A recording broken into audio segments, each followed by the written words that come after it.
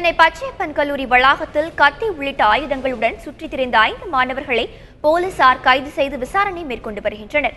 சென்னை பச்சையப்பன் கல்லூரியில் படிக்கும் மாணவர்கள் சிலர் மாநகர பேருந்தில் செல்லும் போது தகராறு ஏற்பட்டதாக கூறப்படுகிறது. இதனால் இரு பிரிவு மாணவர்களிடையே மோதல் ஏற்பட்டுள்ளது. இந்த நிலையில் கத்தி உள்ளிட்ட ஆயுதங்களுடன் மாணவர்கள் சிலர் கல்லூரி வளாகத்தில் சுற்றித் திரிவதாக போலீசாருக்கு புகார் தெரிவிக்கப்பட்டது.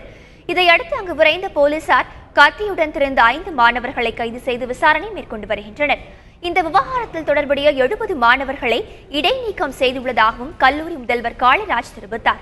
மாணவர்களிடையே விசாரணை நடத்தி உரிய நடவடிக்கை எடுக்கப்படும் என்றும் அவர் கூறியுள்ளார்.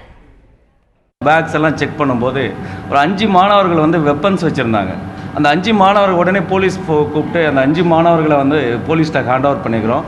கூட இருந்த 65 மாணவர்களையும் இம்மிடியேட்டாக சஸ்பெண்ட் பண்ணியிருக்கிறோம். Enquiry pending. நாளைக்கு காலேஜ் கமிட்டி நிர்வாக குழு கூட்டி நாளைக்கு தான் அவங்க மேலே என்ன ஃபர்தர் நடவடிக்கை என்ன எடுப்பது என்பது பற்றி நாளைக்கு ஆலோசிக்கப்படும். தற்காலிகமாக நாளைக்கு ஒரு நாள் மட்டும் யூஜி கிளாஸஸ் கேன்சல் பண்ணியிருக்கோம்.